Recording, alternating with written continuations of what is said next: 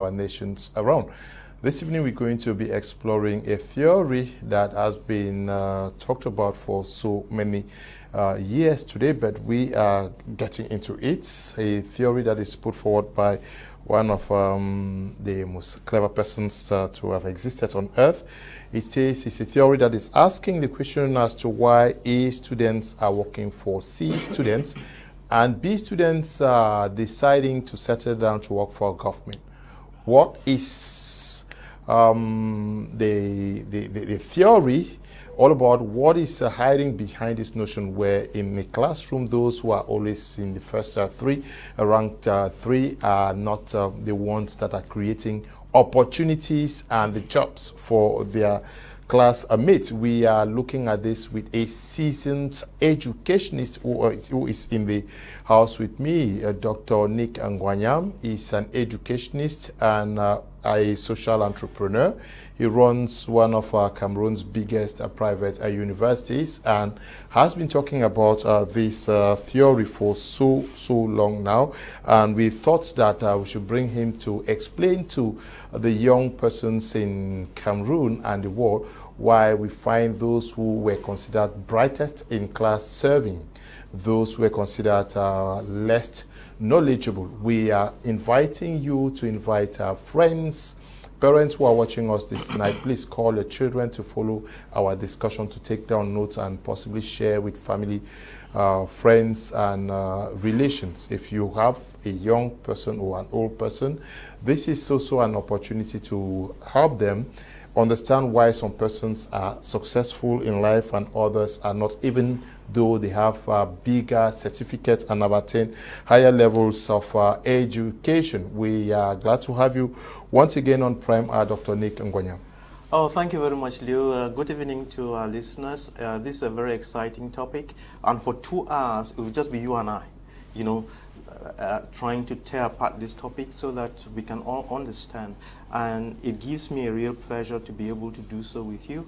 And usually when I come to the studio and we are working together like this, as far as I'm concerned, we are not on television. We're in a giant amphitheater where we are trying to share our knowledge and our understanding and our wisdom with everyone out there. So it's not for entertainment.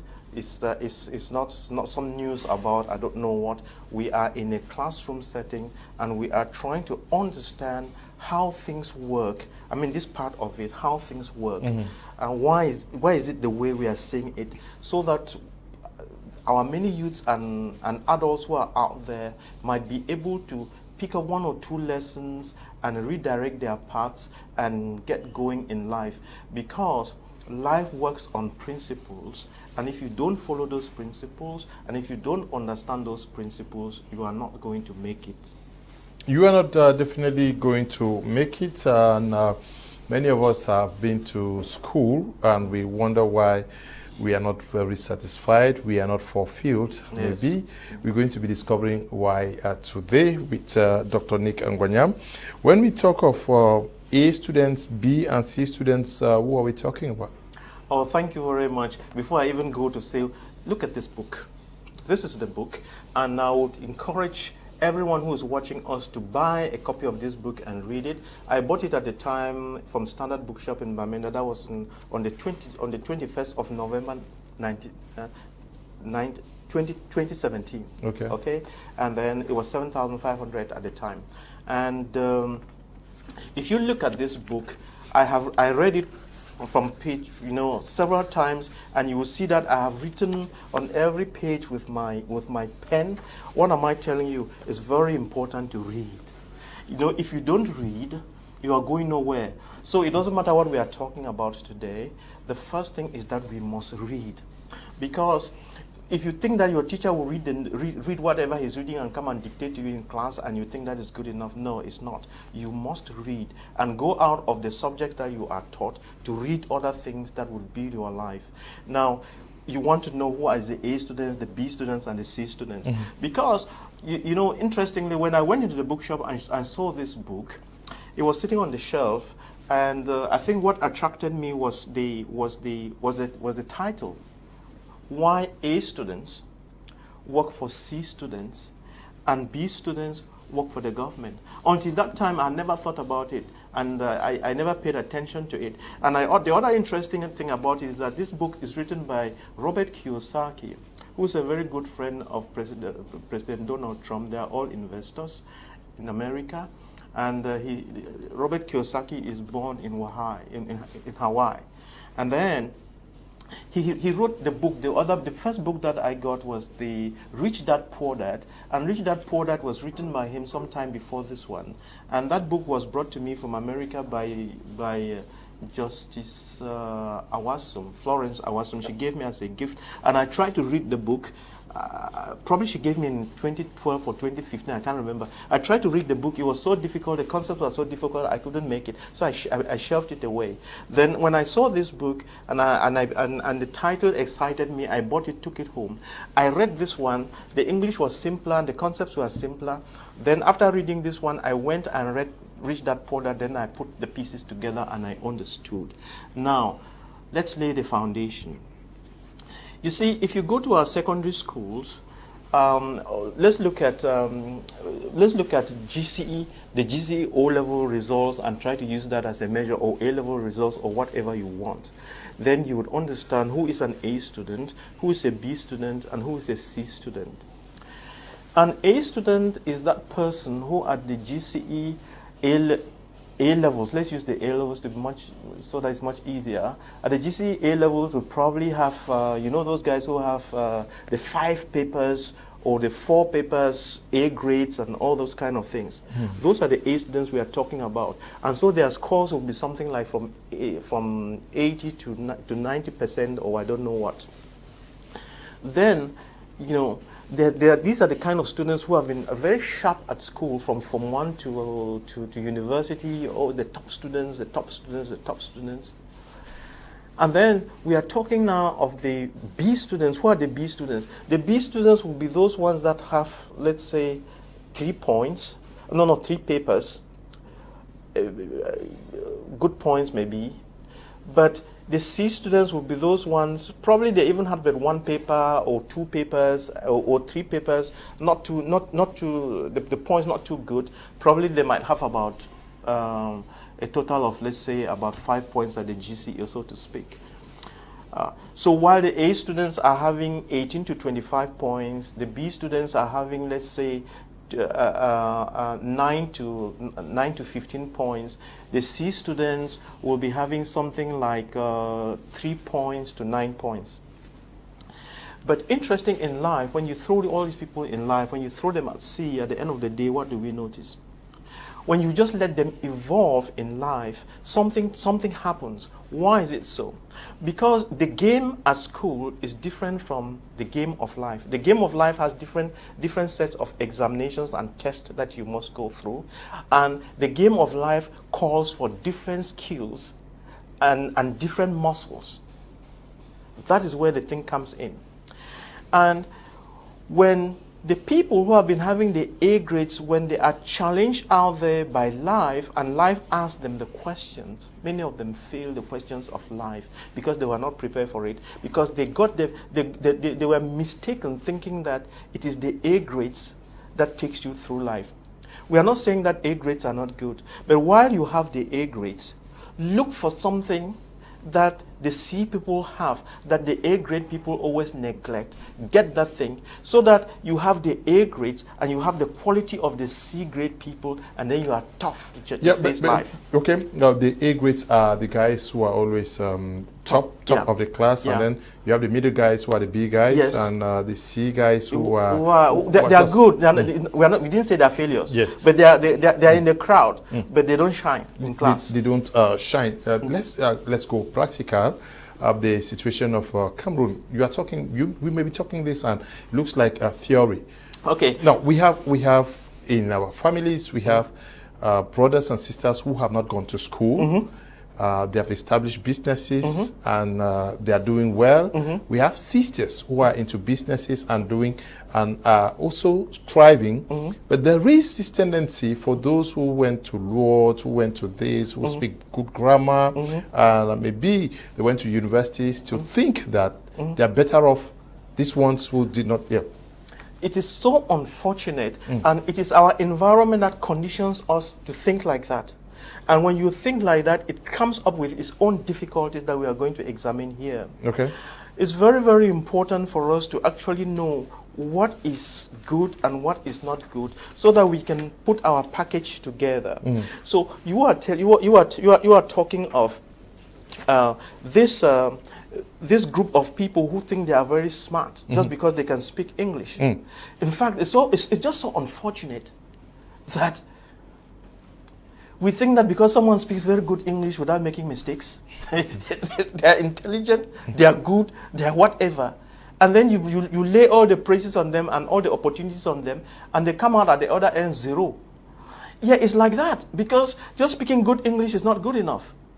And, you know, actually just studying English or studying French and having, I don't know what, doesn't make sense. So that after that you speak good English and conjugate very well doesn't make sense. Now, we'll come back to a couple of things. Okay. We'll come back to a couple of things because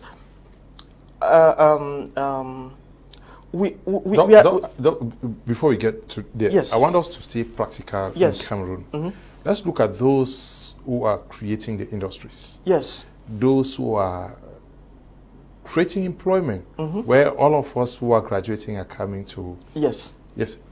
Where do we situate them? Are they these guys who have excelled in? For us to understand what is going on, you are jumping the horse. Okay. Okay. Okay. We need to lay a broad foundation. Okay. Go on. And without that broad foundation, at the end of the day, we'll just be telling stories about those people. Okay. But people will not know the principles underlying what they are seeing. Because I guess what is most important are those principles for us to lay the foundations for them to understand. Why is Ali doing better than the other guy? It's very important. So that we will now, once we have understood those things, we'll stop laughing at them and we'll realize that they're doing a great job. They're even smarter. They are even smarter. For instance, there is a lady in Yaoundé, Madame Evodia Khan, who was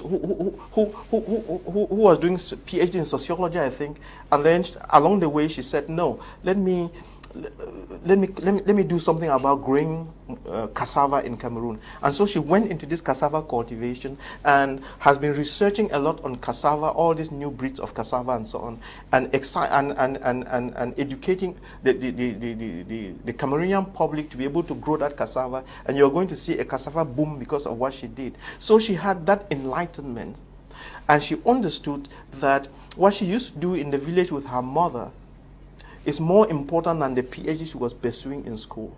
And today, she is a success story. Now, listen. There are a lot of things that I didn't know myself until I read this book. Once you read this book, there is something in this book that we should share. There are 7 or 8 kinds of intelligences in the world. Okay. That's the first place where we have to begin. So, if you are not aware of these 7 or 8 intelligences, you make the mistake right from nursery school. What are these types of intelligences? We can look them up in the book. No time to do that, but let me just give you a brief idea what it is. When we go to school, you see this, our school system going from America to England to India, all over the world. This thing that came from the British. The studies, the kind of studies that were brought to CPC, SASE, all these schools, Our Lady of Lords, is called the logical, mathematical type of intelligence. That's the intelligence you get, I think, if the words are not correct, but that's the logical, mathematical intelligence. And there was a concept that I had been trying to understand since my time in secondary school, and I couldn't get it. You know this thing called IQ, intelligence quotient. Yeah. Have you ever understood it? No. I'm not a dull guy. If you think I'm a dull guy, you're making a mistake. But ever since I was in secondary school, until the time I read this book, I never understood what IQ was because I didn't know whether I had a high IQ or a low one, and I didn't know how IQ was measured, and it didn't make sense altogether. Now, when I read this book, Robert Kiyosaki told me to my face that IQ makes no sense. Why so? Because we have just seen that there are 8 types of intelligences. And we have said that the school system for which we are getting all these our A's and whatever, A, the B, the C, on which we classify children, is the logical mathematical intelligence. But not everybody was born to fit in that one box. That is the problem. Not everybody was born to fit in that pattern. And to make that pattern very clear, he now takes some examples. So let us look at a legend like Michael Jackson. When we say Michael Jackson, except for children who are born these days, anybody who's old enough would know who Michael Jackson is and what he stood for. When you say Michael Jackson, you don't think of him as an A student in school. He didn't have a PhD on going to the moon or something like that. But Michael Jackson shook the world. Okay? He shook the world. He made things happen. Why is it so? Michael Jackson has I don't know why I didn't look at it. He has spatial intelligence, okay? He's able to dance and do things. That coordinating movement is a kind of intelligence of its own that he developed. It has a name, okay? And then some people have language or linguistic intelligence. Some people have creativity in different areas. And so, to even understand this better, the tests that we are using to test our children are the wrong tools. Let me explain. And the good example that would help us to explain this is, if we now take a monkey and a fish. This monkey and a fish represent the different kind of children we have. So let's say some of the children have the characteristic of an elephant. Some children have the characteristics of fish. Some children have the characteristics of monkey. Some children have the characteristics of eagle. And then we now test them on their abilities to climb a tree. Are you saying that? We teach them all. We teach them all. They come to school and all we teach them is on how to climb a tree. At the end of the day, we give an examination on how to climb a tree. Who will win? The guy who... The monkey. The guy who's... Yeah, but it's the monkey's thing. The monkey climbs the tree. But how would the fish perform? The fish would fail. Because you gave them the wrong test. Now, what if you switch the test to swimming? Who will win? You see the point? If you switched it to flying and very high and very fast, the eagle will win. That is why in class there are some guys who have they'll score the highest marks in sports. In sports. And then so if it's now beginning to make some sense. In handwork, in creative this thing, that is it. But some parents would not want their children to do music. It's our environment that has conditioned us. But in a society that is developed, the children who have that musical intelligence are helped to grow their talents. In theater, is it making some sense now? And that's why you will see students like this very rich guy who started computers, the guy of Facebook? No, the one who did the guy with the COVID vaccine. What is his name again? The rich man with the COVID vaccine and vaccines and so on. Oh my God! You all know Microsoft? Him. Yeah, Microsoft. What's his name again? Anyway, you all know him, right? But of course, you know that he dropped from school or something and then followed up with his computer business, and he became a great guy. So when you are thinking of whatever, and you are testing on climbing a tree, you will say that he was a C student or whatever. But you see, when it came to computers and all whatnot, he is one of the richest persons on earth. So that is how it works. So it is that thing that we don't know how to use in our school system that is killing us. And when you have so many children, and you would have also noticed, just let me show you, you have also noticed that there are some children who are very bright in secondary school. Then you take them and send them to university, and they go to university and are not concentrating, they start drinking or doing something and are drifting. Then you say, this is my child who was always first in Sacred Heart. What happened when he went to the university? Do you know where the problem is? The child was bright, But when he goes to the university, the child is boxed in a university, choose a subject, choose this. But that does not tie with the child's internal... Some of the subjects I gave him his highest marks in secondary school. Because, yeah. Yeah, that's another reason. But don't forget, there are some children who, yes, they are studying in secondary school and have this creative mind. They have learned the physics, the biochemistry and so on, but they want to be an engineer to build an airplane. But they come to the school system at the university, and the university does not take them through how to build a plane, or give them the tools that would later on help them to build a plane, to build an industry, to build... Are you seeing? Those tools are missing in the... So that creativity it's like a germ in them. It keeps bothering them. Okay. And then the teacher just comes and is reading notes and lecturing already and solving problems. So they are bored. Are you getting what I'm saying? Doctor, I don't know. You talked about Bill Gates. Yes. Oh yes, the name is Bill Gates. You were talking about Bill Gates, yes. And this guy of Facebook, Mark Zuckerberg. Yeah. These guys, were they A students? No, I don't know about Mark Zuckerberg, but I know that Bill Gates was not an A student. He was the C student. Yes, okay. And then you see this other very richest guy from South Africa, the one, the Tesla car. You know him? Yeah, he's in America now. Yes. The guy with the Tesla, the one who has done the Elon Musk. Elon Musk, who has done this housing, and then who has done the Starline. You know Starlink. Starlink internet. Yeah, I mean, you see, those are very creative guys. So, life and children is all about creativity, giving them their creative space. The educational system should give all children their creative space in their areas of interest. But because our educational system in Cameroon, the third world, and most countries doesn't give children this creative space, and we force them into box to choose subjects. Study this subject. Study physics only. Study this one. So you have these standalone subjects, which does not allow them to be creative. They become frustrated.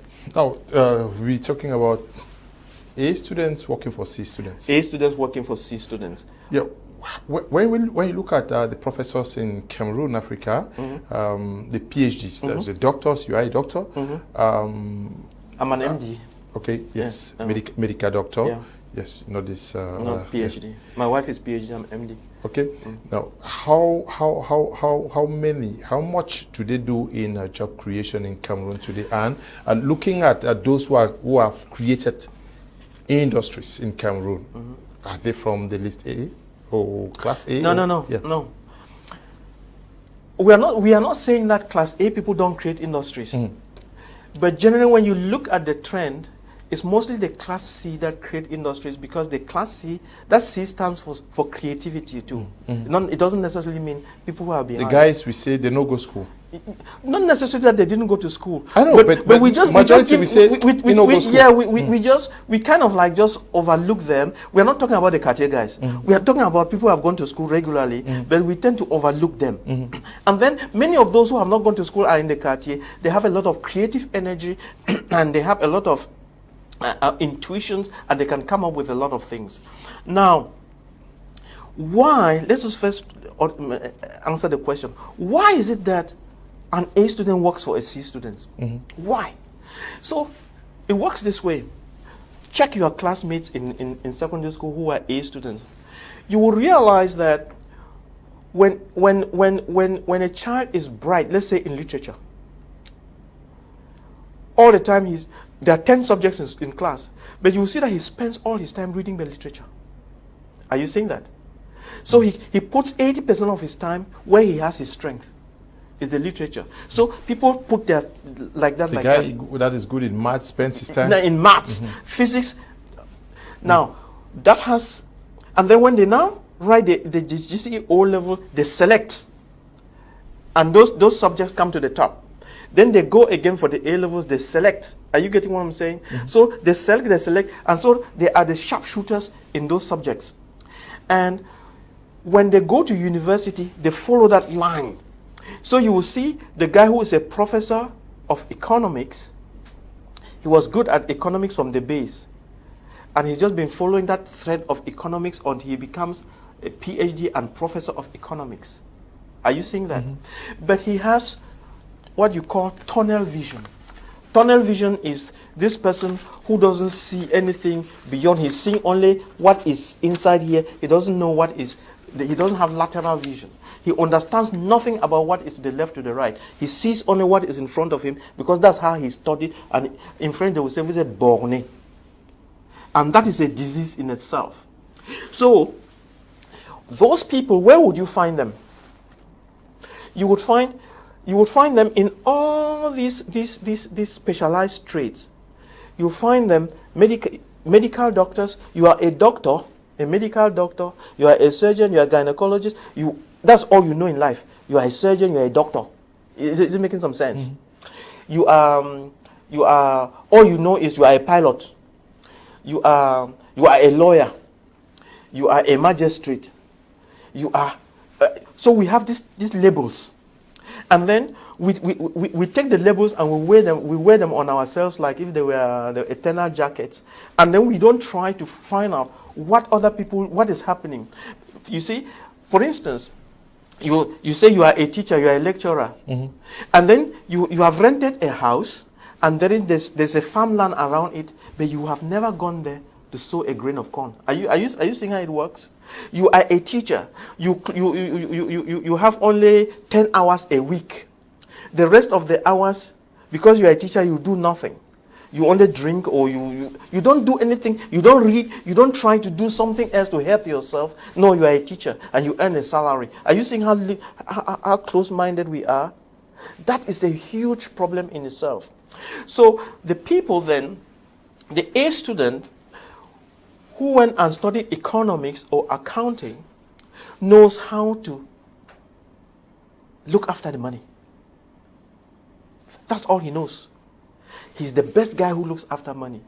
But when he comes on the field now, he has never learned how to make his own money other than being an employee.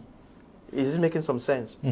For him to make money, he must be employed by someone who pays him for the time time and energy he puts in the system. That is where the problems begin. And that is the person who does not look through a prism. Yes, it is the person. Unidirectional, yeah. Yes, it's the person who has been broad-minded, who has been creative, and who has entrepreneurial skills, who has been able to create a system or systems that create wealth. Are you getting me? It is that person who has created the job that the A student with a PhD and a professor will come to earn a living. Did you see that? That is where this thing comes from.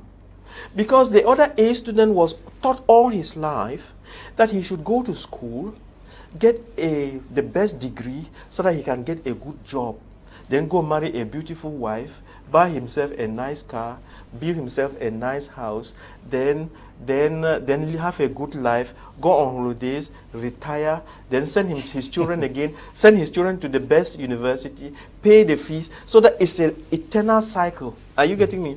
My father was a professor of economics. I'm also a professor of economics. You see that? So they glorify the professor thing, but not that being a professor is not good, but we need to show that there is life and that you can be a professor and still do something else. And if we knew that, if we could do that, then we will not have this problem of PhDs and master's students crying on our streets. Is it making some sense so far?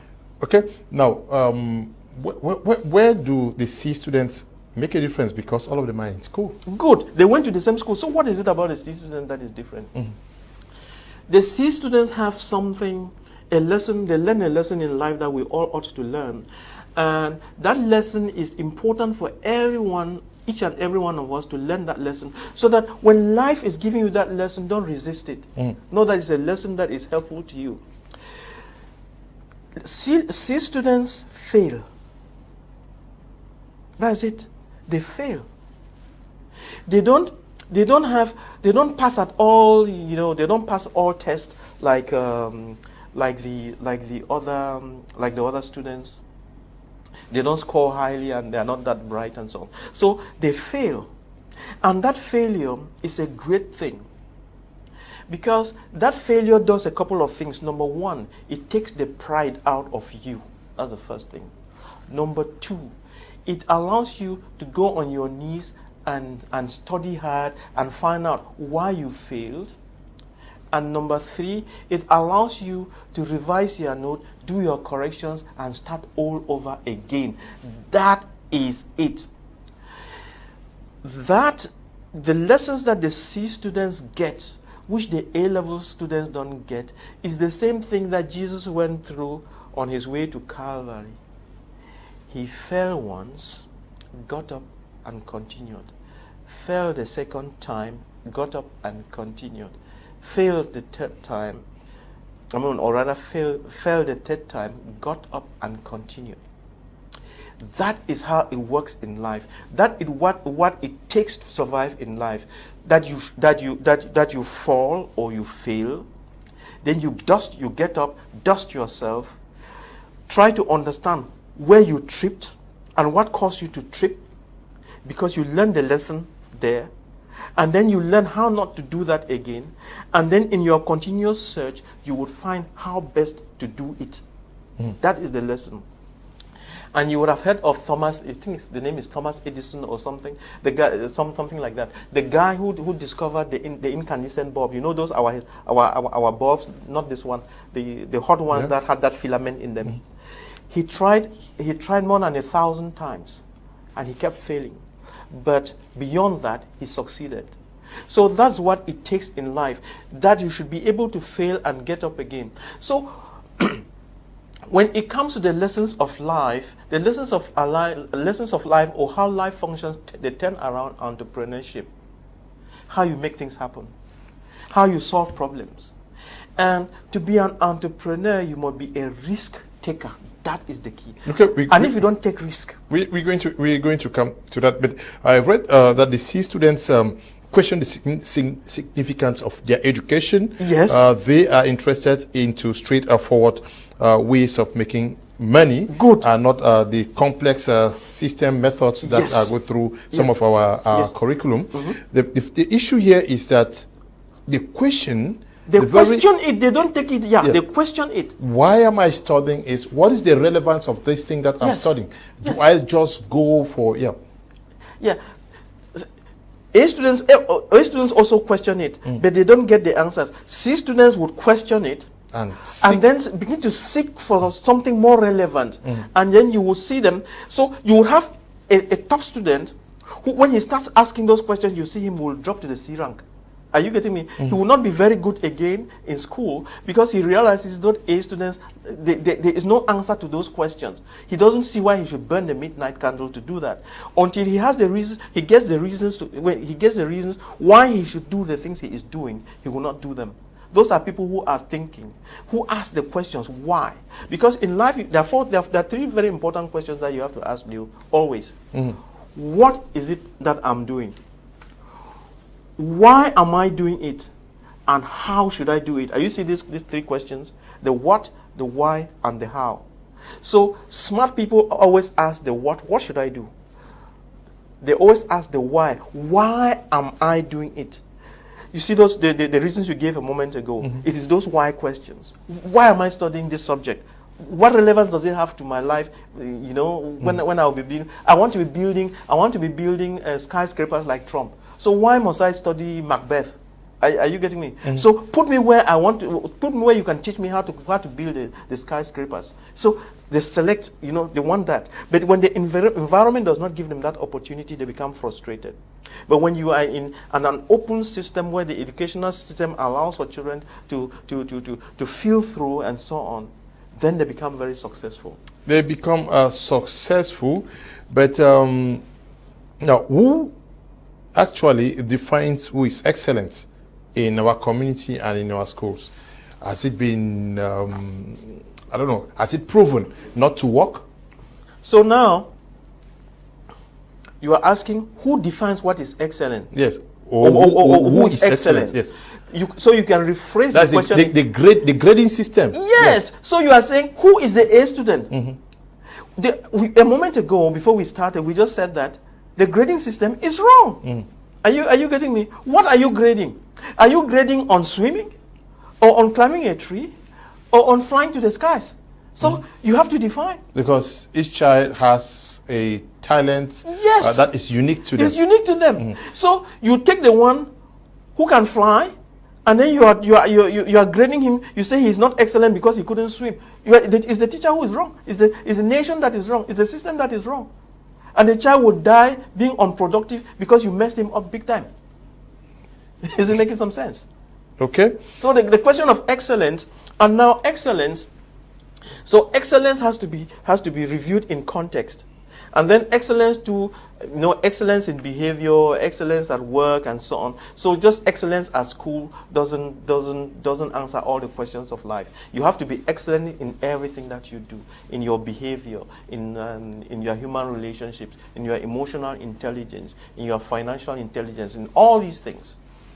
Okay, you have to be intelligent across the board.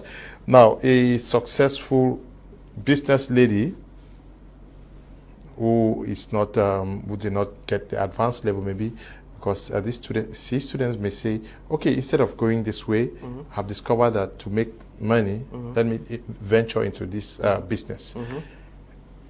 A guy also say, instead of me going all the way, because many persons now just want to have certificate. Yes, I want to be known as a master's, a guy who has master's. Another one says, I want to be known as a guy who has a PhD.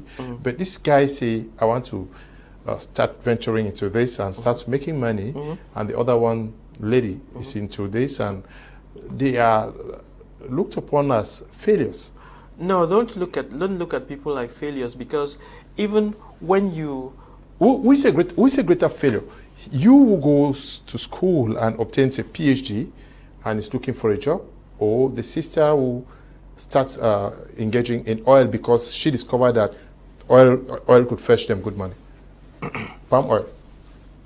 And don't forget that even though she's doing the oil, that doesn't stop her from learning. Yeah, but she's using intelligence. She's using intelligence. Yes, so is that she's and then if we had all the right, she will now go. She will actually study business. Online. Yes, online. Yeah. Study business, customer service, how to look for, how to. You understand? And don't think that what matters is only the person who has gone and had the master's or the PhD or so. No. And you would have noticed. You ask yourself the question, all these children who go and then they come out with these certificates and they go back to their house and start wearing their father's shirts and are eating their mother's food, and they become so proud that they cannot even help their parents in the farms and so on. So sometimes our education creates but a mental cage for our students instead of liberating them, because education is supposed to liberate you. But our own kind of education puts you in a box and locks it up and throws the key at sea and makes you more of a problem than a solution. Now, that said, let's rephrase a couple of things. Education is supposed to give you the tools to be a problem solver in the community. That's it. Education is supposed to give you all the tools, skills, and capacities to be a problem solver in the community and in your nation. Once you have those skills and tools, and you have the right mindset, then you will begin to ask the right questions. Then you begin to see the problems that are in the community. What are the problems that are in my community? And this is the good news about it. The community, or call it nature, pays you for the problems that you solve. The bigger the problem that you see in your community and solve, the bigger your pay package. You are not paid by the government. You are not paid by whoever. You are paid by nature. That means the problem that you can identify and craft a system to solve. If it has been a difficult problem that many people have not been able to solve, if it's a problem that has been needing a lot of attention, it's a problem that is a real need, people would pay you, society will pay you for solving that problem. That is how it works. Basically, that is it. So when going to school, this is the mindset you should have. Always ask yourself the question, what are the current problems? What are the current problems and upcoming problems in my community, in my country, in my environment, in my continent? And what am I supposed to be doing? How am I going to strategize to be able to, be an expert at solving one or two of those problems? Once you become an expert at solving problems, especially the intricate and very complicated problems needing very high skills, you will have all what you want on earth. You will be that A student who is using C creative capacities to have whatever you want, to have a comfortable life, to buy yourself an helicopter. That is how it works. It's not about having any kind of degree. Go and see your uncle who is a minister, then he puts you in some ministerial thing. You don't even know what you are doing there. Every month they give you a salary, you go home, you drink yourself drunk, you buy one or two things for your wife. That's a miserable life. Okay. Now, A students, according to what is contained in that book, is that they are blind followers. Yeah. All they want to get is the best grades, and then they can easily go through an interview and look for a job and get a job. Yeah. And accordingly, this life most often ends up in misery. Yeah. Though we think that we're living a good life.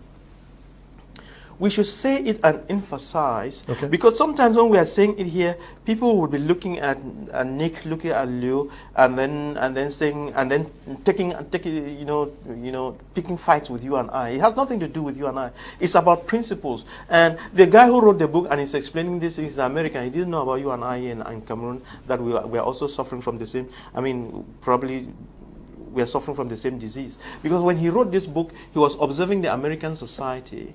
And these problems are also very common in America. So it's not about you and I here. We are only learning the principles so that we can know how to help ourselves and catch up with the rest of the world.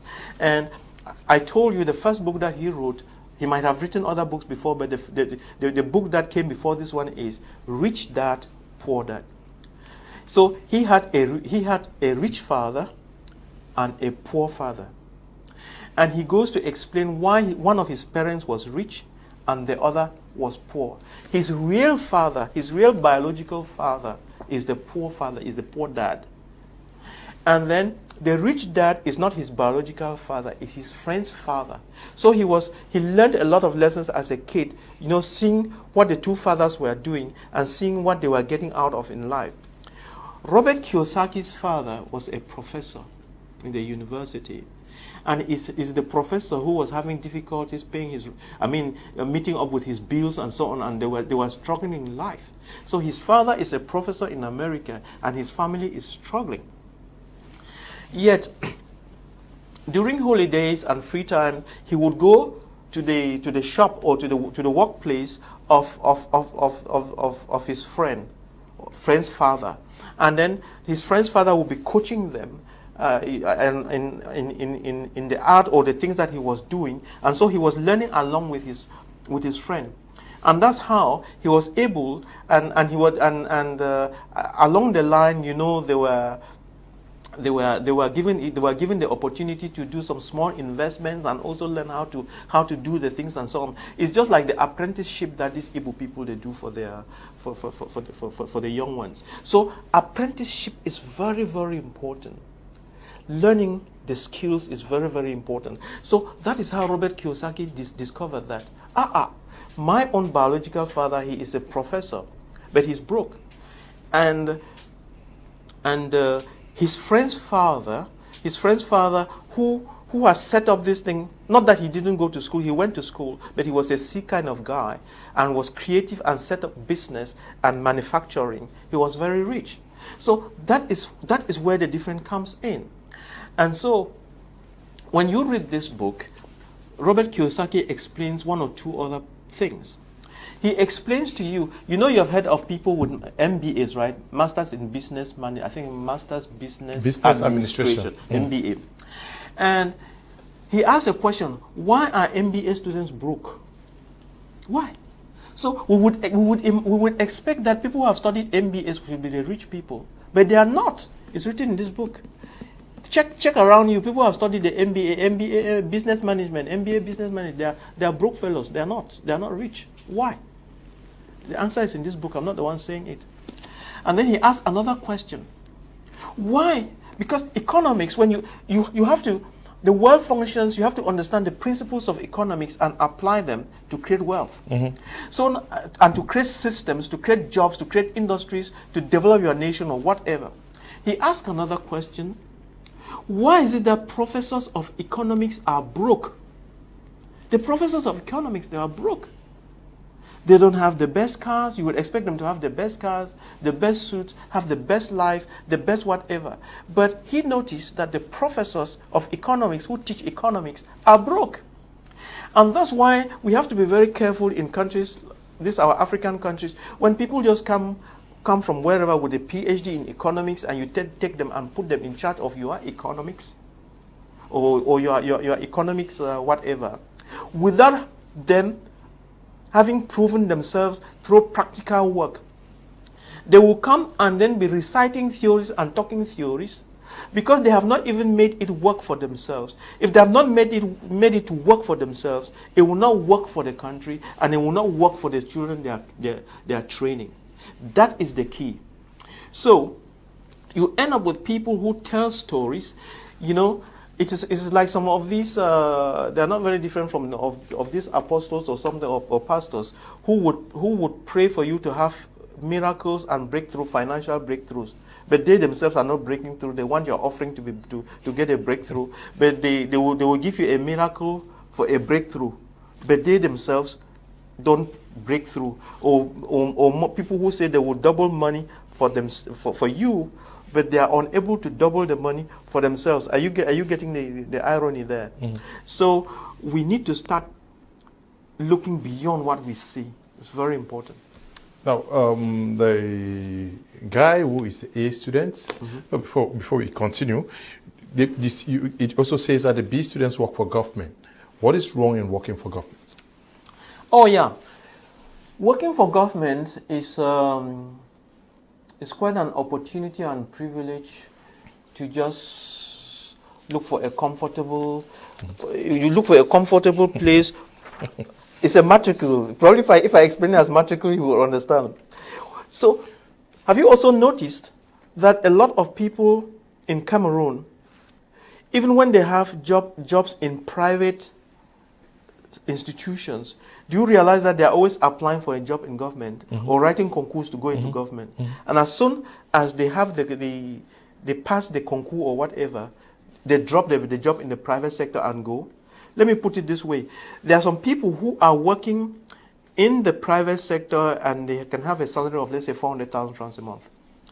But they would rather look for an opportunity to pay, to buy their way through a concours or do whatever to get into the public service and earn a salary of 200 or 250,000 francs. Are you aware of that? Yeah. Yeah. So the question is, why do we do that? This is it. First and foremost, these are people who are not creative, who just want to be employees. And then the civil service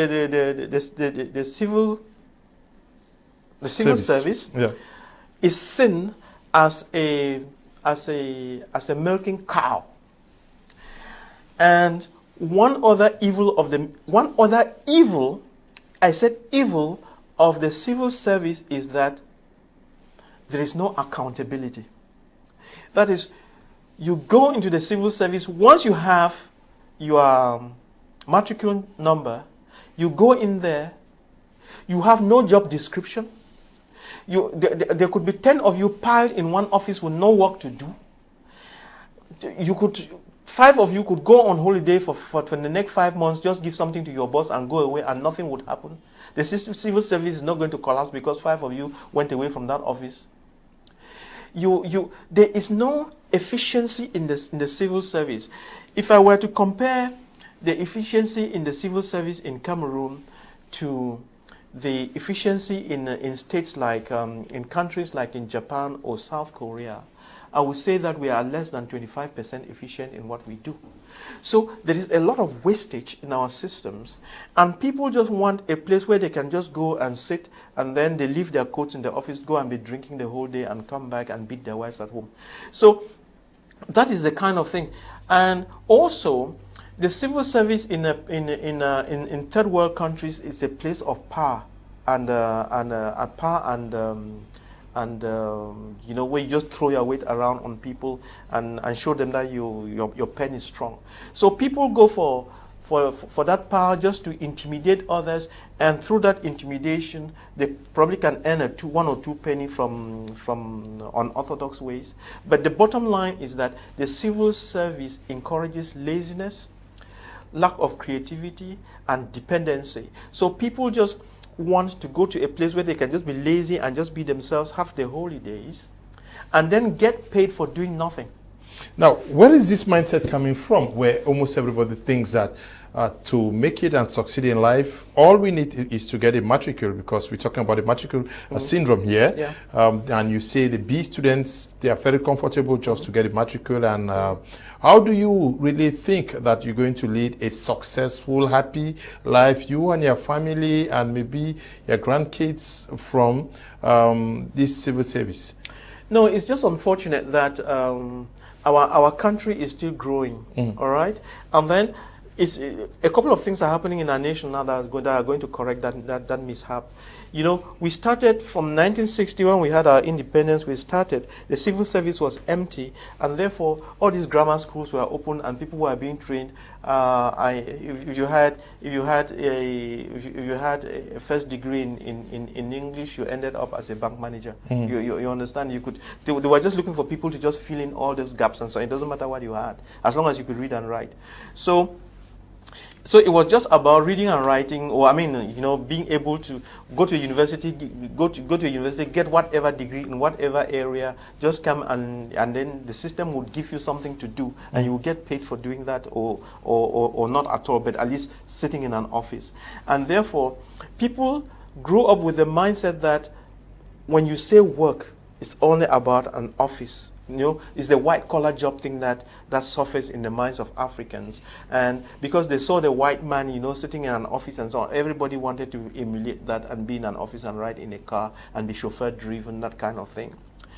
And so everybody went for that. Then we saw the kind of jobs that were coming out of our school system: a doctor, a lawyer, a journalist, a professor. You know, you see, all these laid out things. Well, so, and people didn't want to. They didn't even know that you could get out of these tracks. It looks like life existed only in those tracks, and there was nothing else beyond that. And beyond that, for us to understand very well, you know, there are two communities in every in every nation. You have the civil service and the private sector. And so with this emphasis, too much emphasis on the civil service, people were not aware that the real power lies but in the private sector. And because we're a nation that it was still developing and everybody was a salary earner, people were measured by their success through the salary earnings. And sometimes, when you were earning that salary from the government side, it was even better because it came along with some power. For instance, when we come to the civil service, we can still divide those that are working in the civil service into 2 or 3 categories. You have, and in Cameroon, I'm sure you would understand it very well. Many people in Cameroon go for commandement. So you go into jobs where you will be appointed, you will be the boss, you will give orders. All you do is give orders and shout at other people. That's your job. Your job consists of giving orders and shouting at other people. So you will see administrators, you will see police, you will see gendarmes, you know, they're all in this category. Then You will see in the other jobs, you want to be the principal so that you can have authority over a lot of other people. Those jobs that would give you authority over people. So you will see someone will be working like, let's say, for a bank, and is earning, could be earning 800,000 or 1 million or something like that. But the guy who is working somewhere where he has authority over people, where he can flaunt his powers and so on, he seems to have this importance, these airs around him and so on. So that is the kind of thing that makes for a bad system and doesn't help people to grow. That mentality kills a whole nation, because our focus and our training has not been tailored to match and support the growth of the private sector. So you see, from 1960 up until now, our training, all our schools, all our universities have been in line with the civil service and not in line with the private sector. And this is it. Wealth and development and growth comes from the private sector. They're the ones who create things. And to understand this, you have to look at countries like Germany, Japan, South Korea, that have the industries. Now China, India, you can see how their industrial power is creating the wealth, has propelled them. America is the strongest nation on earth because of its economy and its technology and what she does. And we missed out on that. And sometimes I think it was done on purpose by our colonizers, because they hid this aspect of technological education and engineering from us, so that we will not be able to use the so many resources that are in Africa. And then they kept Africa blind, so to speak, so that they can take away our resources, take them to their factories, because when you are selling raw materials, you're actually selling your jobs and your wealth and whatever away. And then they go and do the transformation in their industries and bring back and sell the same thing to us, sell the things to us at 10, 20, 50 times and 100 times the cost of what they bought it. Okay. So that is the mistake. And just before you take the microphone from me, just so that I wrap up this thing, you know, there are 4 genuine ways of making money. 4 genuine ways of making money. Number 1, you can make money by earning a salary as an employee. And you would see that about 70% of money, most of our youth or most people think that the best way to make money is to be an employee. So it's something that was burned into our minds, which is wrong. Now, the second way to make money is to be a self-employed person. What do I mean? To understand a self-employed person, you see a doctor with a clinic, a lawyer with a law firm.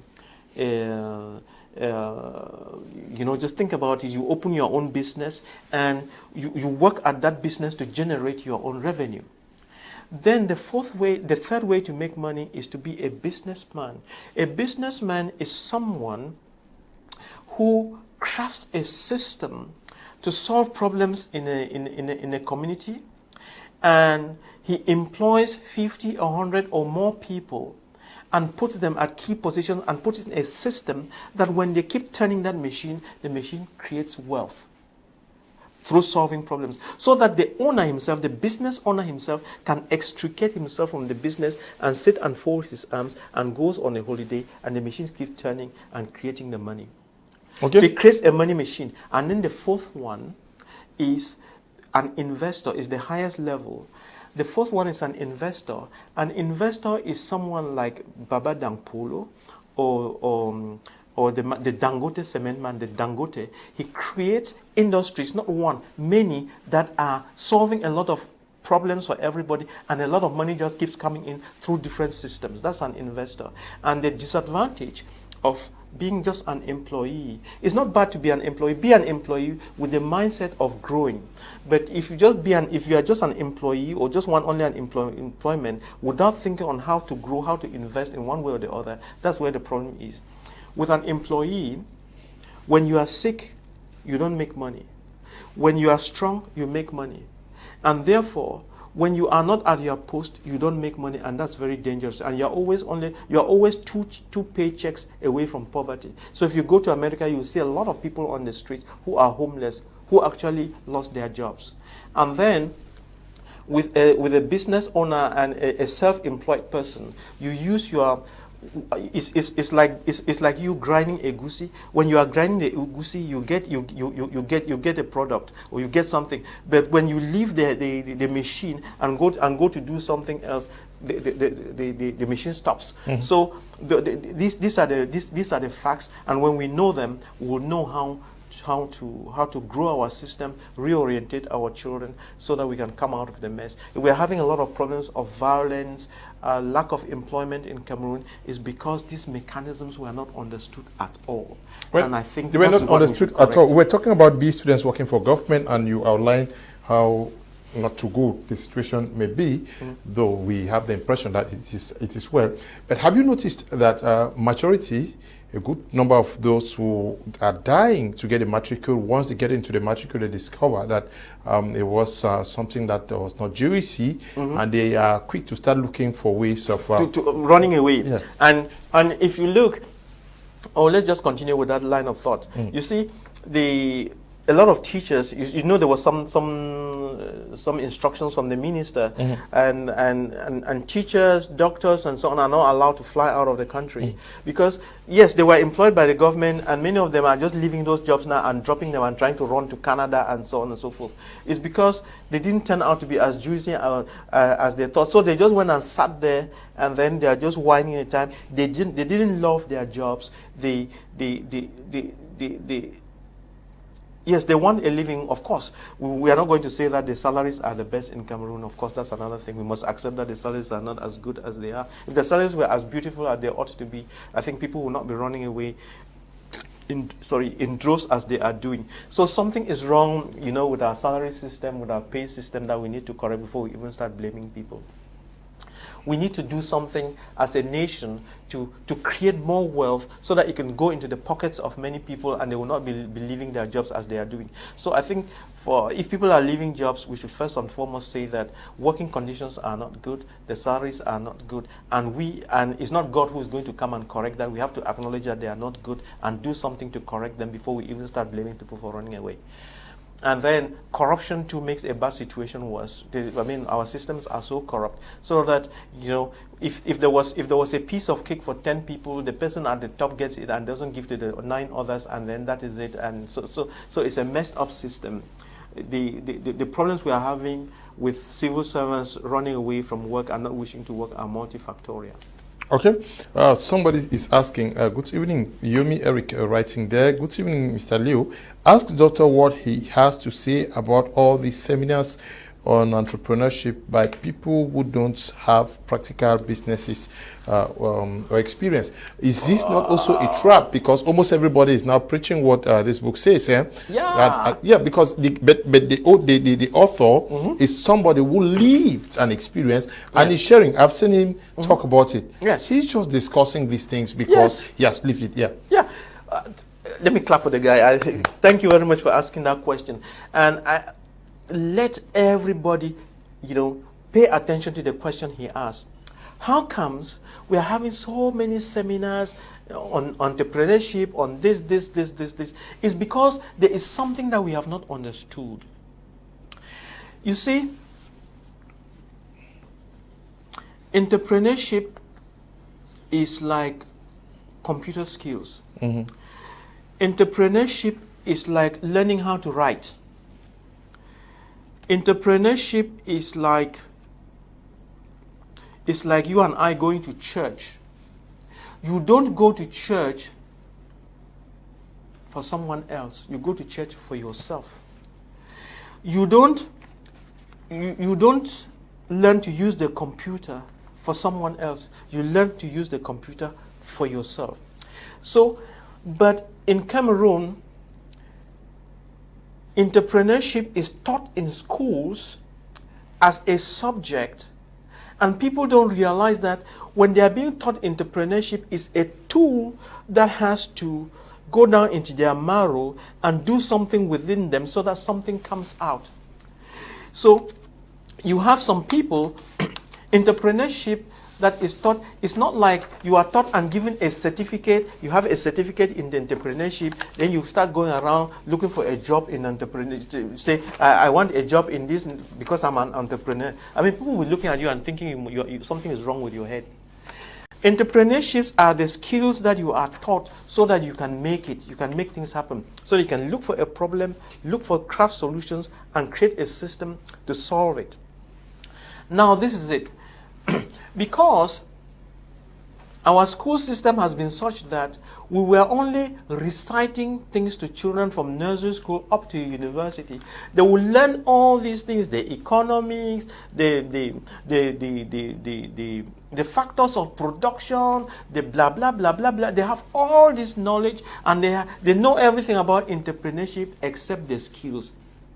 So someone will be lecturing you on entrepreneurship just very much like the professor of economics, how to grow an economy. And yet, he has never sold eggs. He has never. Because being an entrepreneur, you have to have a product, you have to know how to sell it, how do you come about your product and all this stuff.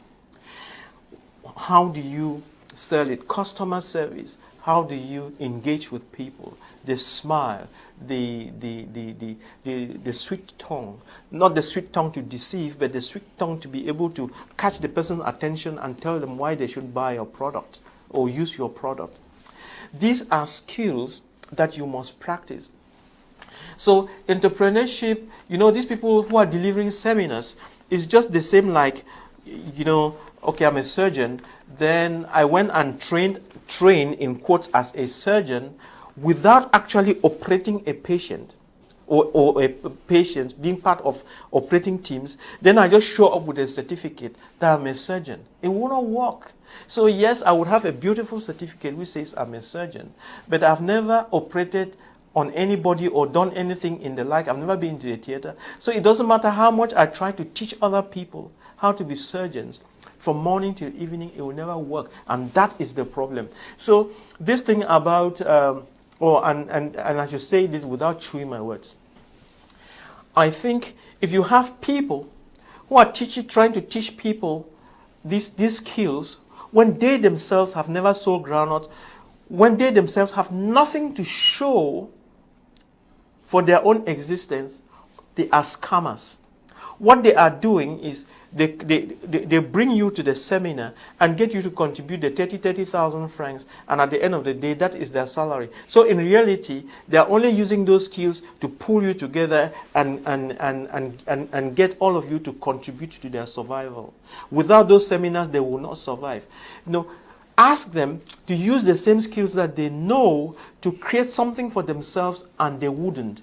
Ask them to show you what they have done, and they wouldn't. And therefore, it doesn't help you at all to go to those seminars that are organized by people who have nothing to show.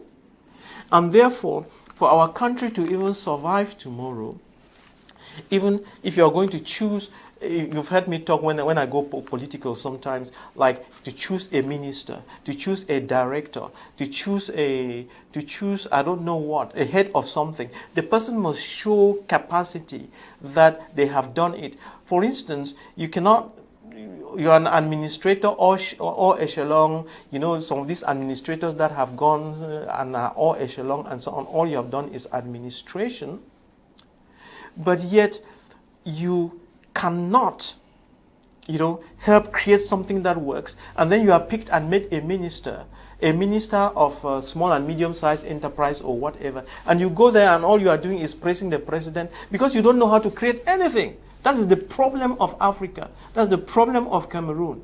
We have people manning different posts and so on when they don't actually know what to do with those posts because they lack the skills. So the bottom line is we lack skills, pragmatic skills, usable skills, productive skills to help us deliver. Everybody is just talking, noise. Okay, everybody's making noise. We hope the noise is going to end as we take down notes from this discussion. But I also learned that since the A guys have always been passing, they are not used to failure. So when they fail, they may break down. They are traumatized. They are traumatized and may They are not depressed. Yes, they may not have that courage to move forward. But the guys who are C students are risk taker. Yes. That's the bottom line. If you ask, what is it that makes someone an entrepreneur? The first characteristic, I might say, is the ability to take risks. If the ability to take risks. So, first of all, the C person or an entrepreneur, you must have a creative and an intuitive, innovative mind. That's the first thing. And then you must have this burning desire to make it happen. And you must have a real passion for what you are doing. And you must identify a problem that you really want to solve. It's like, if I don't solve this problem, I'm not going to survive. It must be burning in you. And your driving instinct should not be money. Your driving instinct should be the passion to solve that problem. And when you do solve that problem, the money will come.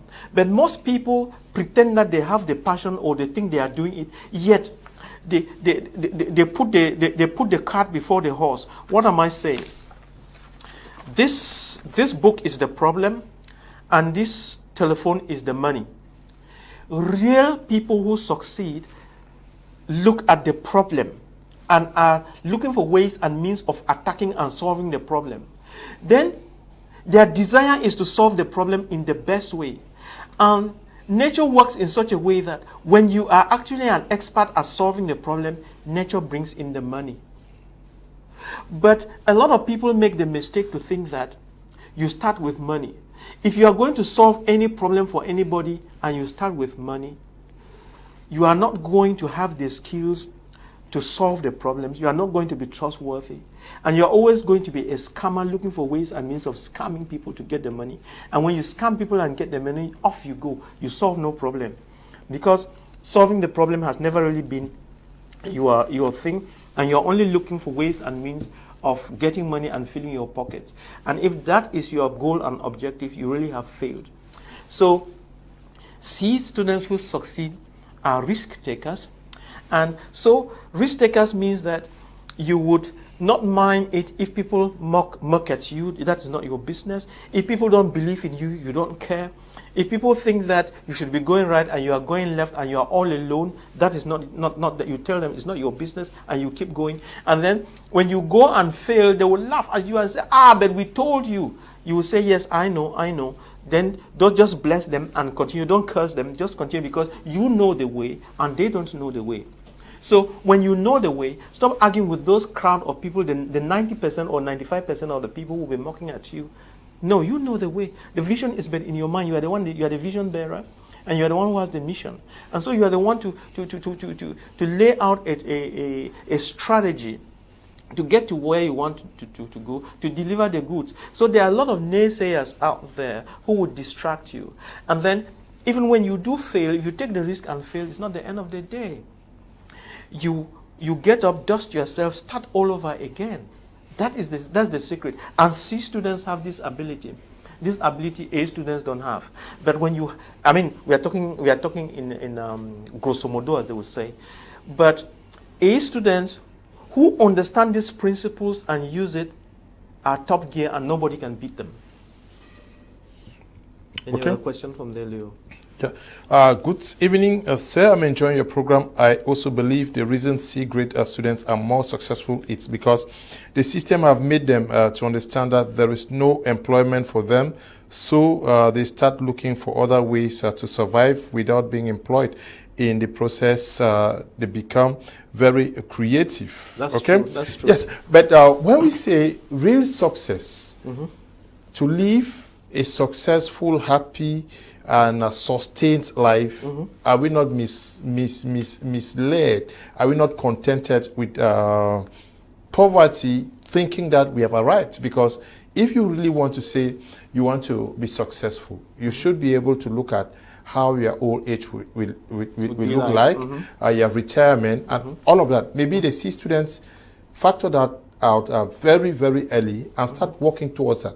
Meanwhile, this A guy is very satisfied with the job, only to be caught in retirement without saving enough. I think it calls for me to define what success is. Okay. Because all this time we have been talking about success, but without actually explaining what success is, and people could get it wrong. So you see, success is relative to an objective. So if you make it through that objective, you have succeeded. And there are thousands of objectives, and so you can only use the word successful and define success relative to an objective. Okay.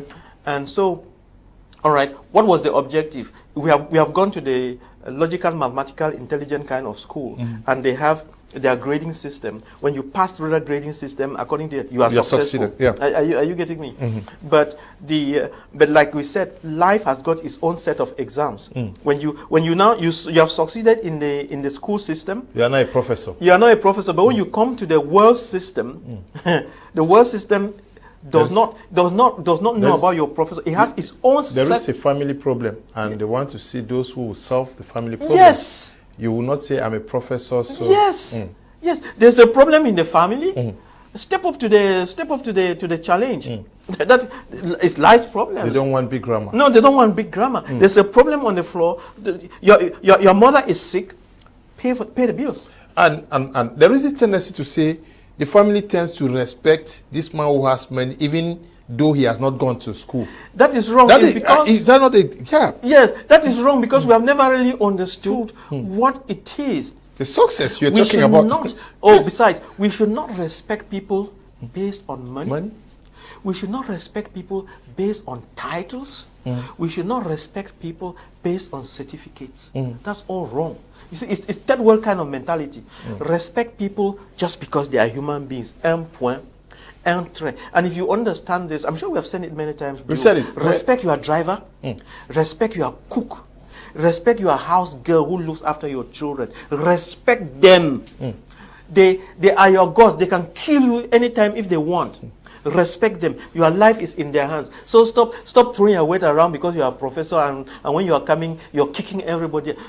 When you learn to respect your house girl, you respect your driver, you respect your cook, you respect everyone else around you. So respect should not be based on professor, doctor, all this crap. Yeah, but it's crap. Doctor, if you were to come for a family meeting today, you say doctor is coming. No, that's all rubbish. Professor is coming. No, just respect the leg people. of the fowl they will give to you now. Yeah, give me a leg of fowl as an adult and so on. Don't give me a leg of fowl because I'm a doctor. It's wrong.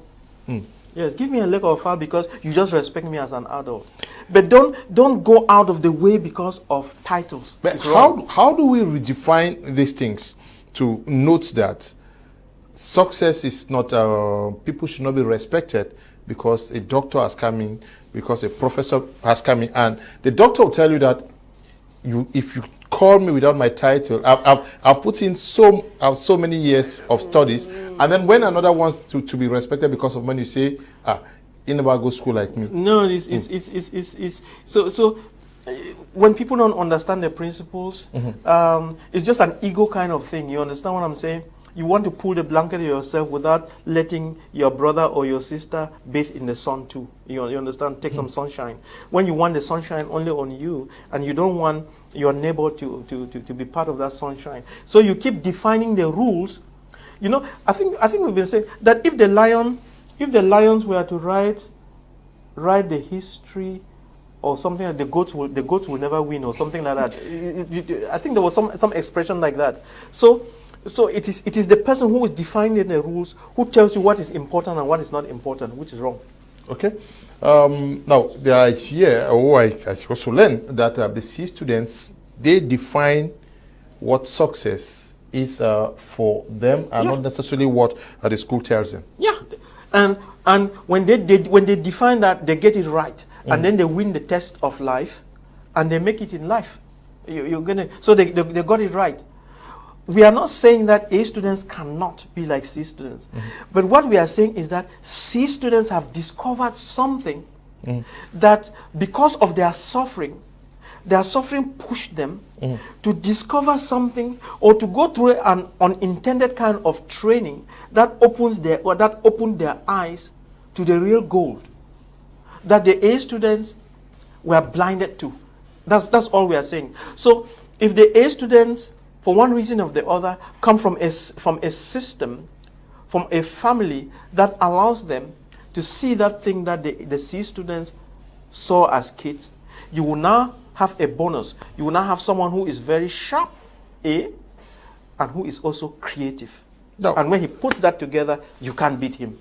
Doctor, in my research, I found out that the C students have better skills in relating with the People. Population than the A students. Yes. And when I look at politicking in Cameroon, Yes. you discover that the guys, while the doctors, the professors are in the amphitheaters, the mayors, the guys who are recruiting, they're the C guys. Yeah, they're the C guys. Yeah, they're the C guys. they can easily navigate. Yes. Through time, they have learned how to navigate with the Yes, people. yes. Oh, by the way, and you know that most of our profession, most of our politicians, they look for jobs. They're not.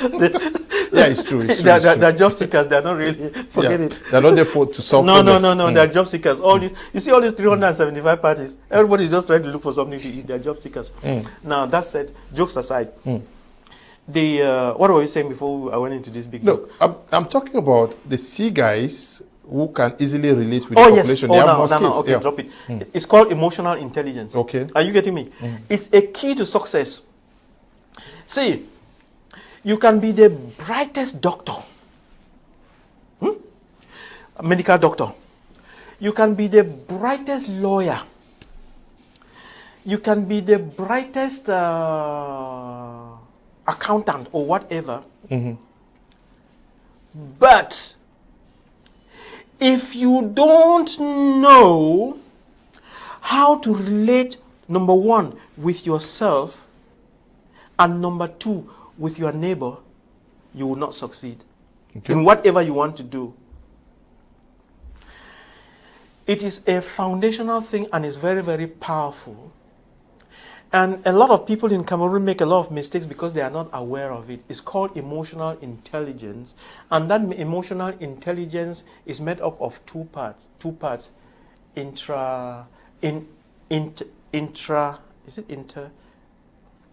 You know, English is not my thing. Interpersonal, that is, let me explain it. I have to know myself and love myself. I have to, number one, know myself and love myself. That's the first part. Number two, I have to be able to know other people and also know how to relate with them. It's about relationship. How do you relate with people? And loving yourself is the first thing. Loving yourself is different from selfishness and greed. No, that's not what we are talking about. When you love yourself, then you are the best version of whom God wanted you to be. You grow to know your purpose in life and so on, and you have all these skills and tools, and you accept yourself for who you are. For instance, when I started losing my hair at 23 years old, when I was 23 years old, and you know, it kind of like shook my foundations a little bit. But when I started to love myself and accept myself and work hard, and when I realized that life was not about the looks and so on, life was more about what you brought to the table. And then I realized that my value was not in the looks, but my value was in what I brought to the table. It changed perspectives, and I started to love myself, and I started to work even harder, and I started to relate even better. And something that I thought was a handicap became that pushing force to my success.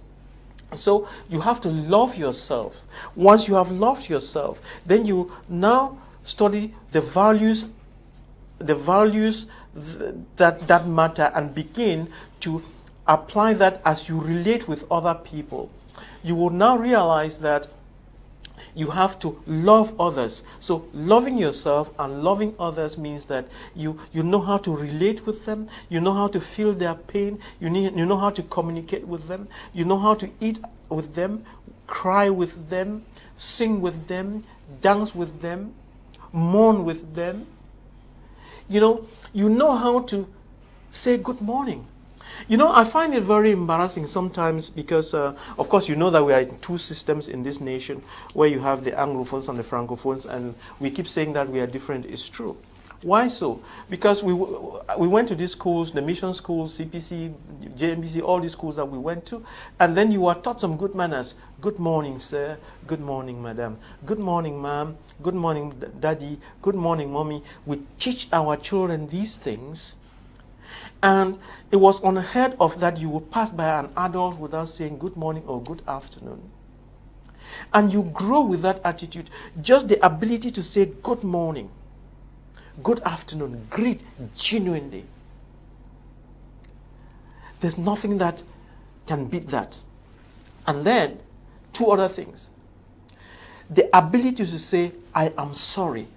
When you are wrong, to really look at someone in the face, go on your knees figuratively. That means bring down your ego and tell someone, I am sorry.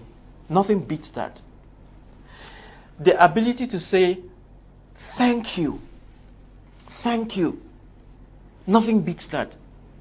So when you have these values, when you cherish others, and you now know how to communicate with people, then you will become a very good salesperson. And when you are a good salesperson, the product that you made as an engineer, a doctor, a lawyer, you'll be able to sell it.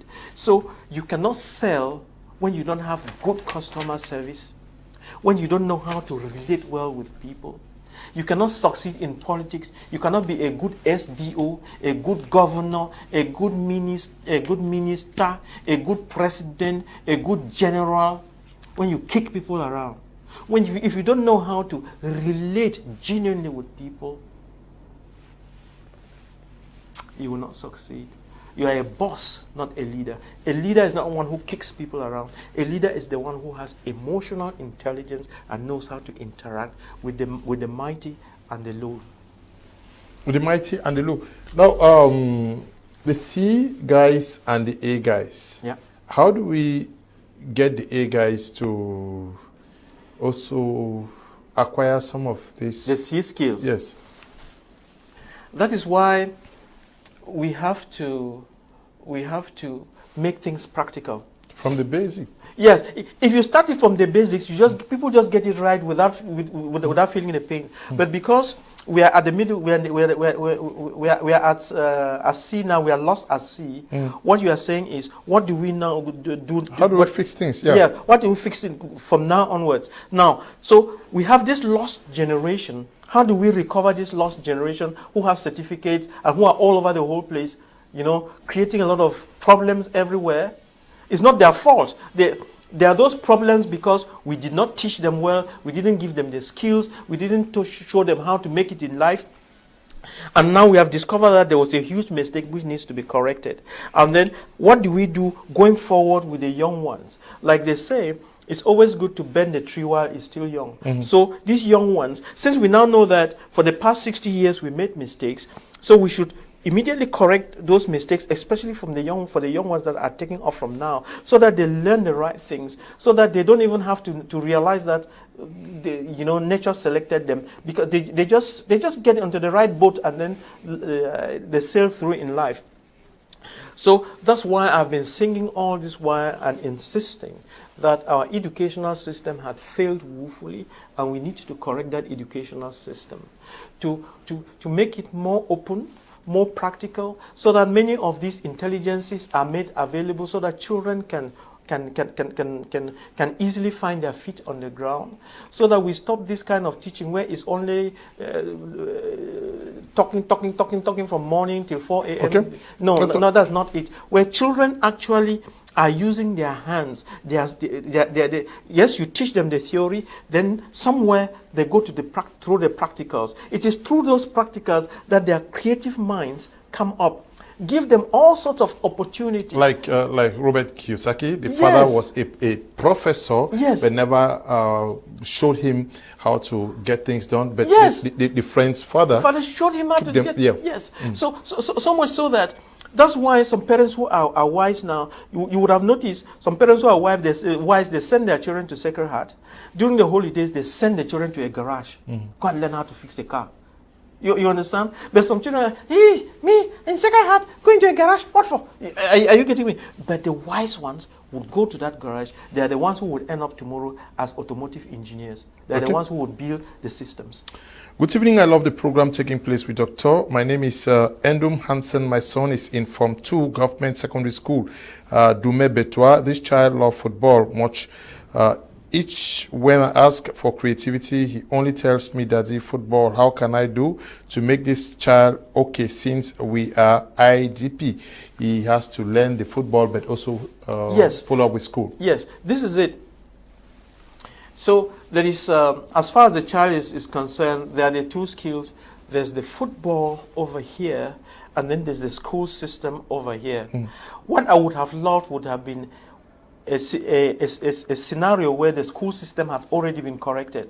Then you will see that the child loves football. Then when he comes back to the school system, he finds that thing that relates to the football and the many other creative spirits that he's got in him that he can see in that school system. So when he marries them, he can get on.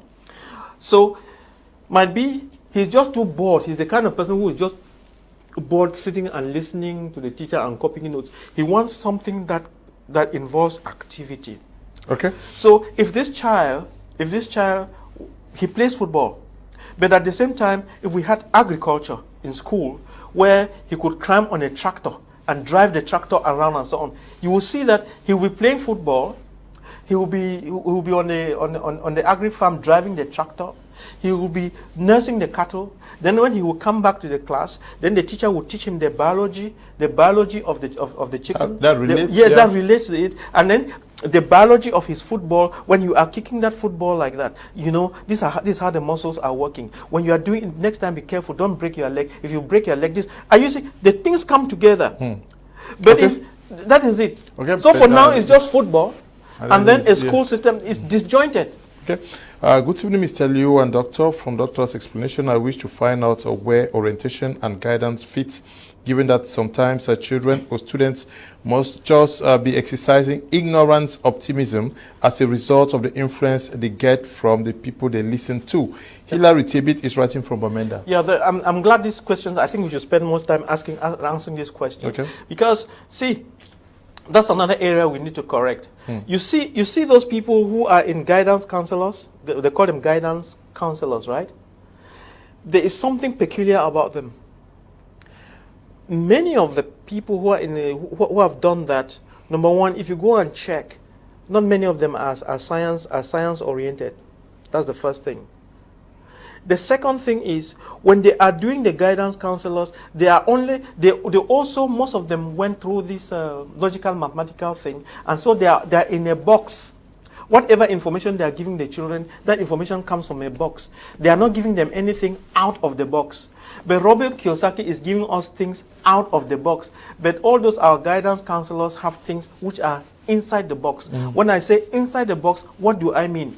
So if you go to all of them and ask them, a child will go to them and ask them, what should I do? Those guidance counselors are only teaching them what they were taught. Number one, what they were taught, and what is in our country. Are you getting me? What would you study in the University of Yaoundé? What would you study in the University of Boya? Are you getting me? It is which are the boxes that are in the University of Boya, so that you can go to this box, this box, this box. Are you seeing that box things? It ends there. Okay. Emil, writing from Jutin, says, good evening, Mr. Leo. Please, I missed the program you had with Dr. Ngwana. I don't know if you can send to me how much is the book she wrote. Thanks in advance. Okay. Just go to our Facebook page, BT Media Facebook page. The program I had with Dr. Ngwana yesterday should still be there. You will follow it Good evening, Mr. Leo. Special greetings to you and Doctor in the studio. I love the program of today. Financial freedom is not taught in schools. I am Collins, writing from Bamenda. Yeah, that's right. Right, that's right. Because like what he's saying, there are many kinds of intelligence. Financial intelligence, it's not taught. Emotional intelligence is not taught. So if I wish I could see it and then until you try it out and then discover it. Yes, it's by trying, and people just try it. If you were to stay hoping that you're going to be taught, it is not found. Yeah. Okay. So you are right, sir. Good evening. Okay, that one was from Collins. Oops. Good evening, Mr. Leo. Can you put ABC students in quote? Okay, to make the screen topic more understandable. It's true. Okay, thank you very much for that correction. That what to put what? No. Or on the screen? Yes. Okay. Oh, okay. Y-A. Okay. A in quotes, okay? Yeah, good in evening, quotes, yes. Good evening, Mr. Leo. I am Madam Caris from Boya. I am a high school teacher. It's with immense pleasure that I'm listening to Doctor. In fact, any of my students listening to Doctor this evening would think I discussed with him prior to my lessons today. Oh, I wonderful. told them about creativity and productivity and not fighting to get a government matricule. Thank you, Dr. Ngwanyam, for all you do to encourage our youth and change our stagnant system. Thanks. I always listen to you with a lot of attention. Okay, good evening to you, Madam Caris, who is watching us from Boya. Good evening, Mr. Journalist. I'm very happy with the teachings you people are giving us. How can I do to expand in cocoa business? This is my brother Godwin writing from Konjok in Kam Division. Okay, not far from here, behind us here. So he wants to expand his cocoa business. Yes. Do we have time for me to answer that, or what? Or there are so many other questions we should go through? There are so many. Just take note. If we have time, you answer. Good evening, Mr. Leo. I love the program because I'm one of those practical entrepreneurs who believe in self-employment. I am Kimbo Ringo, the CEO of Mount Carmel Automobile Garage Limited in Bamenda. Good evening to you, and Kimbo, congratulations to you. Good evening, Mr. Leo. Mr. Leo, many C students now are scammers. They take risks, use their intelligence to scam money from people and claim they are better and making money from the streets. Can we say this is a positive aspect? Definitely not. Now, A students should be encouraged to solve problems so that we don't make people feel like being an A student is bad. For B students, most of them make money from the government and are used to bribe. I'm talking from our context here in Cameroon. Emon is writing from Boya. Doctor has consistently said that there is no way we are discouraging A students. They are wonderful, but they ended up by saying there is need for them to also start thinking on how to move out of the box in which they find themselves. Just before we lose that thread, there is something that we didn't say. You see, whether you are A, B, or C, you must be of good character. That's the bottom line. You can be the brightest student if you are with a bad character. You are a thief. You are a murderer. So you can be the best student. You can have all the money, but if you stole that money, if you stole the money from the budget, or you stole from the people, or you did what, or a thief is a thief. A scammer is a scammer. A scammer is a scammer. Okay. So if you are, see, there are A students who are good. There are A students who are thieves. There are B, C students who are good. We are talking about the good people with good characters. So if you are a C student and you scam and have money, it doesn't mean that you are a great guy because you have. It's not. Greatness is not measured in your money. Greatness is measured, number one, character, and your values. We said love, character, and your values. Then whatever you do else. But if you have money because you stole, you are just an idiot. Okay. Good evening, sir. That's a lot for such a program. Please, can you connect me to the entrepreneur talking? I need him to coach me in my little cake business. Okay, Dr. Nick, they want your number. Hello, Mr. Leo. Thank you for your awesome program. Doctor is exposing a lot of wisdom there. We hope this be ingrained in us. More grace as you keep educating the public. Thank you, Apostle, for writing there. Good evening, Mr. Liu, and to Dr. Nick Ngwanyam. So much educative program you guys have today on air. More grace to you, to your elbow, and keep the work, okay? All what I can say here is that the C students are living an intentional life of programming their life from start to end. Love it. Chickenton is writing from Manjo. Stop calling. I like that one. Can you read that again? Just take your time and read that. Let people pay attention to what this guy has said. That's the definition of a C student. Okay. Good evening, Mr. Liu. It's not about failing exams or so. We said when they are failing the exams, it's a learning process. Yeah, it's a learning process. But this is exactly who is a C student is. Good evening, Mr. Liu and Dr. Nick Ngwanyam. So much educative program you guys have today on air. More grease to your elbow and keep it up and ahead. All what I can say here is that the C students are living an intentional life of programming their life from start to the end. Correct. That's it. Intentional. They are not wasting the time. They are not wasting the time. Yes. They know what they want. Why go through 10 years program when you can use 2 years and then get what you just needed to get to the next level? So that is it. Okay. That is it. I get it. Thank you for sharing. Good evening, Mr. Liu. Thanks so much for the program. It's really interesting and educative. I will emphasize on what Dr. Nick earlier said. There is this tendency of pride and know-it-all mentality that the A students possess, which the C students do not. An A student will see it embarrassing to do apprenticeship. He just believes to own a business where he will wear a suit and a tie and go to an office with AC, while that's the contrary with the C students. Okay, thank you guys for also contributing. Good evening, Mr. Liu. Where can I get this book? Why A students work for C students? Elizabeth is writing from Bamenda. I think you go to most bookshops here. You're going to have them. And you can also learn from it. Now, the C students themselves are there to create industries, to work for this. But this is, they have the entrepreneurial mindset. And you see there is a problem with those who are teaching what they don't know. Yes.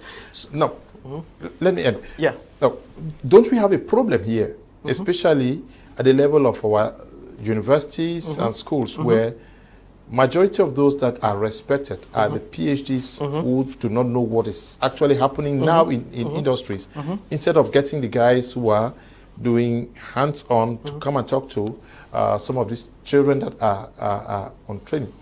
The system is changing, and that's why the government is changing the educational system. And you know, there's the new law on higher education, right? Yeah, that law. There's a new law in higher education which is changing the face of higher education. You are going to be seeing a lot of changes in our universities. You are aware that some PhD programs were stopped for a while because the government could not see why they were just doing those PhDs. You know, you have to take stock of what you are doing and correct it. Now, so every compartment is going to be looked at, and a lot of things are going to be slashed. You see, like many of these Chinese, we used to call them what? Chinese Parliament? No. In those faculties where you have thousands of students who just go and many of those things would be corrected and things would be streamlined. And that is also going to come down to the secondary schools and primary and nursery schools, so that we begin to do things in a way that that we are not creating problems, but we are solving problems for our nation and for the future. Without that correction, we are not going to get too far.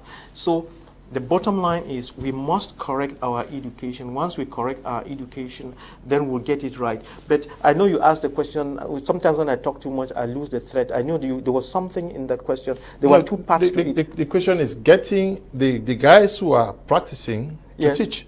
Oh yes, getting the bad guys who are practicing to teach. That is that practical part. Bring all the professors you want to teach our children. But if they are teaching our children without practicals, and when they don't know the practicals themselves, and with no practical laboratory, you will still fail. It's not because they are professors. It's a lie. So we must do something about that. Whether we are going to take money from heaven or where, let's stop deceiving ourselves. Whether we like it or not, our schools, our universities must have practical workshops. And that's why, interestingly, that's why President Paul Biya, if you want his number, I'll give you one call and ask him. He has, he has insisted, all these universities, we have 477 private universities, all right? And then plus those 12 state universities. They are going to change in the sense that all universities must create industries. Okay. Not one, not two, but start with one. After that, 2, 3, where every department must be tied to a visible industry. They don't want this storytelling again. Because we have just been gathering students and telling them stories, and these our universities have just been like toll gates where the children are coming and you are collecting them, and they're passing and going to... Everybody's international. Eh? Yeah, you know, it's bullshit. So now, and this is the thing, many universities are crying, oh, we can't do it. If you can't do it, it's your problem. Because this is it. If you are a university, and President Paul Biya is asking you to create an industry, and you are wanting him to excuse him, and giving excuses, professors giving excuses, why they cannot do it. Then you are a professor, you are teaching children that they should go and do it. Then you, the university and the professor, you will want to be excused from doing it. Are you seeing the irony? Do you know why they are screaming? Because they don't know how to do it. And if you don't know how to do it, can people who? Okay. Good evening, the Prime Time crew. I'm Buti Kenneth, alias Dr. Gambo in Sabongari. I appreciate Dr. Nick Ngwanyam's analysis of today's topic. Putting CPD and party discipline aside, he will make the best leader this country. I'm doing fine today because of him. Okay. They want you to put the CPD cap up. Good evening to you guys in the studio. I'm a student of St. Louis Junior Academy in Form 4. There is a Junior Academy of St. Yes, Louis? in St. Louis Bamenda. Okay. In St. Louis Bamenda, because we had realized that there was a problem with our school system. We started a St. Louis Junior Academy. It's a secondary school and high school section where we are training children to follow this path that we are creating. So there's a St. Louis Junior Academy there in Bamenda. Because he says Academy in Form 4, and I am watching you, Dr. Nick, talk, and it is impacting me in ways which I couldn't believe, and I am learning skills that will take me through life. Thank you very much, Doctor. Okay. Good evening, Mr. Leo. I love the program today. Mr. Roland is writing from Kumba. Thank you very much, Roland. And Mr. Leo, I saw a PhD defense on aloe vera without a savon or rubbing soap oil made of aloe vera. Okay? Wow. Good evening, Mr. Leo. What an educative program. I'm watching from Manjo. Please, I would like both of you to help connect me to a palm oil buyer. I want to start an oil business, but I lack a buyer. Please help me out. Okay, let us talk about that tomorrow. Hello, Mr. Liu and Doctor. Can a person fall in both or all categories? I can see myself in all of them. What is that? Okay. This one says, please, I need a doctor to be my mentor on this cocoa business. And how can I get to him? Can you be an A, B, C student? Well, or you have some traits of all of them? Yeah, I also have some traits of all of them. No. If you are looking at me, you are looking at a typical A student. I'm a typical A student. But you have the traits of a C student. And if you want to know, especially people who like talking to me without even know who I am, and they think I'm not just anybody. I went to secondary school from Form 1. Listen to me, from Form 1 to high school. From Form 1 to high school, I never failed even a class test, except once.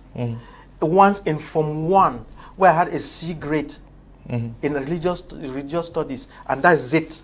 I've never had a red mark on any of my test papers. And then university was the same. So I've been an A student, a top one for that matter. But fortunately, my parents were not rich, and from CPC Bali, where I was, people who are in CPC would tell you I used to take pictures and develop them and sell and make money. And when I was in queues, I was also going around with a camera, like most of my friends now, taking pictures of even from one students, and I would print the pictures in France and give them, and they would pay me 300 francs, and I would be rich.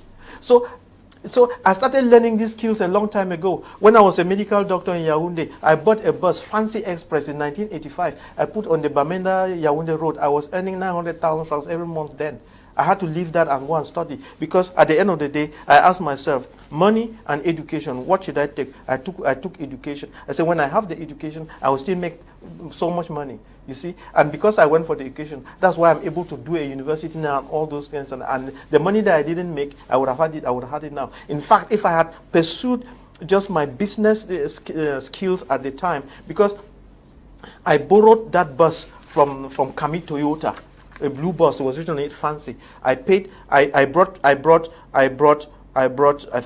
4 million francs and gave them. They gave me the bus, high purchase, and then I was working and paying. And the bus at the time cost 9 million francs, and they promised me that if I wanted more buses, they could give me. And so, in fact, at that time, there was no Guarantee Express or. You would have been one of the yes, first. I would have been one of the. I would have all these fleets of buses. It would have been in my name.